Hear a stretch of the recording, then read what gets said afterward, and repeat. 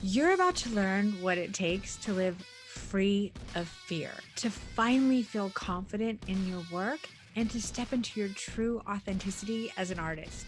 Get ready, because this is where we learn to stand out, to say yes to creating the work that we so deeply desire. Welcome. I'm Denise Birdsong, and I teach photographers and artists how to finally make their mark. Hello, everyone, and welcome to the Make Your Mark podcast. I am your host today, Lacy Morgan. I am the executive producer at Denise Birdsong Education, and so I am helping out because Denise is super busy today. She's really busy because she is preparing for our premiere night, which is happening tomorrow, November 1st. Premiere night is when we will give you a full tour of the stripped down course. You may have heard about the course if you've been listening to this podcast for a little while, or if you've been following her. And so it's the course that teaches photographers the emotive method. It's all of the actionable tools, and these are science-based tools, guys. Like, it's repeatable. This is not some woo-woo, you just have to intuitively figure this out. This is like step-by-step, real life tools that can be repeated over and over and over again so that you can elicit real and genuine emotions from the subject before you. And that's just regular people, guys, because that's who we end up shooting most of the time, right? Like, we don't all shoot models. We don't all shoot photographic people. I'm not even very photogenic myself. And so, I want somebody who's going to direct and guide me. And that's exactly what the strip down method teaches you to do. And let's be honest, there's just not a lot of information surrounding, how to create emotive images.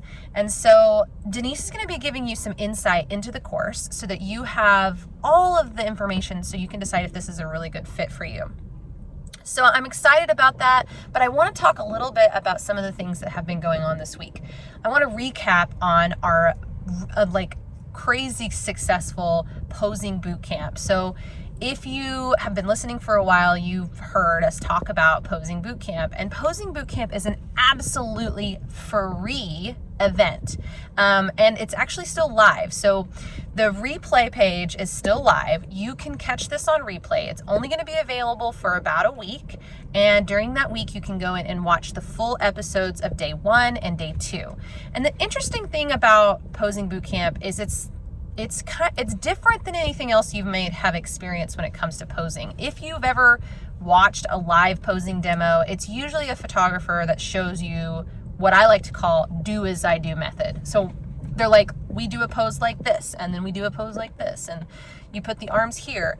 And that's really nice, and maybe you glean a couple of good new poses to use, but it's hard to download that information into our brains because just memorizing what you just saw and repeating it over and over again is it's kind of brain resistant. It's thinking that you can't just regurgitate on the fly. You need to be able to think about it differently. And that is what the Posing Bootcamp Day 1 does. It teaches you about categorical thinking. It shows you how to create a compartmentalized view of different types of poses. And what happens is it unlocks the secret part of our brains, because we have, as humans, we look for ways of doing things more efficiently and thinking about things more efficiently. And that's what Posing Bootcamp does. So if you really want to have your eyes opened to a new way of approaching posing so that you're not stuck in a position where you're trying to just do something that you've seen before, or reference a guide, or look through Pinterest. I remember doing that all the time. You're definitely going to want to check that out. So it's going to be available for a week.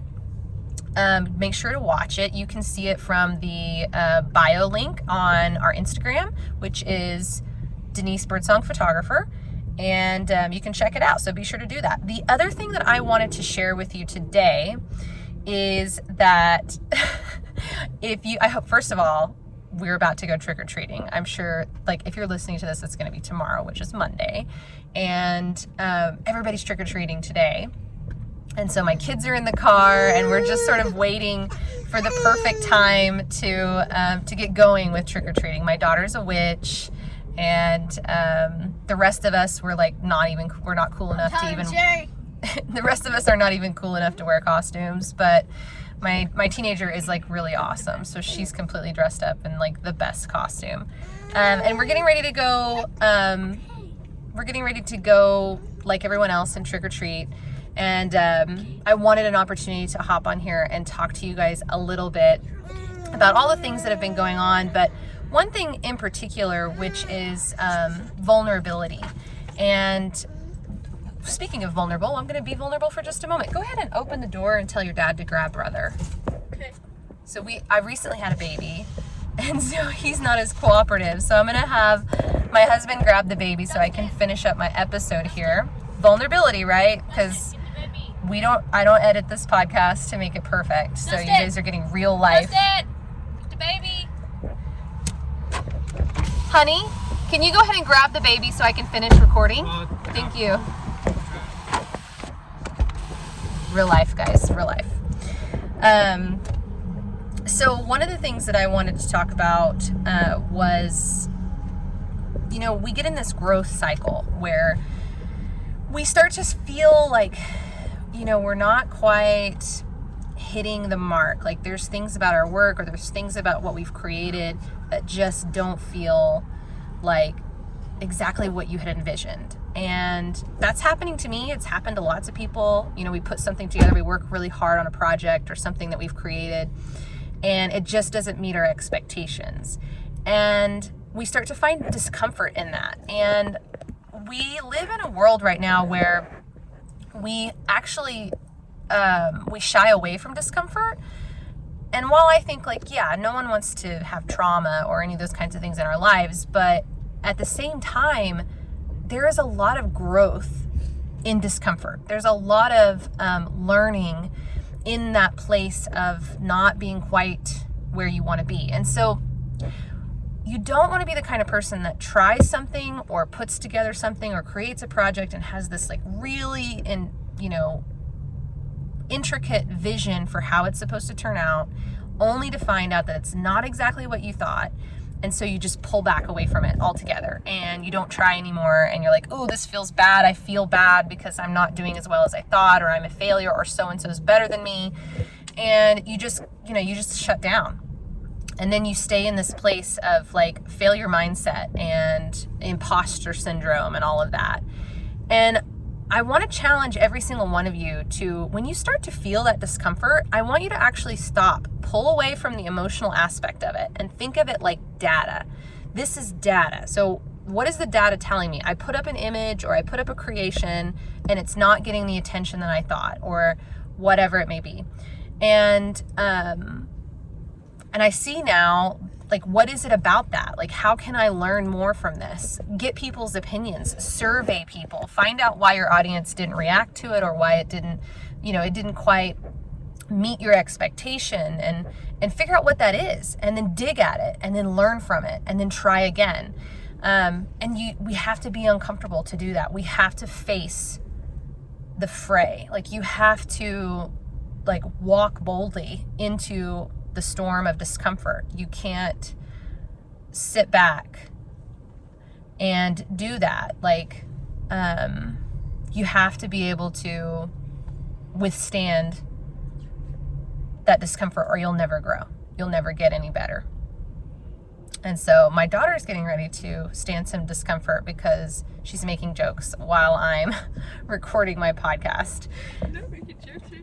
Yes, she's totally making jokes. So yeah, it's when you're looking at your work right now and you're feeling that gnawing feeling, and everything that I'm talking about right now, this vulnerability, this growth, this is something that we experience together as a group when we are working through the Strip Down program. And it's really, really exciting because it's such a supportive place to do that. Could you imagine having to do all of your creative growth all alone by yourself? That would be excruciatingly painful. And in this case, when you're a part of the Strip Down family, you have support of your peers, you have support of Denise. Literally, she is just a private message away. And And that's why you see over and over and over again, the students that have graduated this course become industry leaders. Like they become the people that we talk about. Like, oh my gosh, did you see so-and-so's work? They're probably a stripped down student. And it's because they've gone through this growth. They've gone through this discomfort. They've tapped into the vulnerability that it takes to be a creative. And I want you to experience that too. And so I am inviting every single one of you to Monday nights, November 1st. So when you're listening to this tomorrow, it's going to be tonight. In our Facebook group, we're doing the Strip Down premiere. And this is your opportunity to get an inside look at the course and some really awesome savings. So be sure to join us. Thank you guys all for listening. We really appreciate every single person who listens to the podcast. Denise puts a lot of time into creating each episode and really wanting to connect and reach out to you guys. So we thank you for that, and hang in there, and we're excited to share more.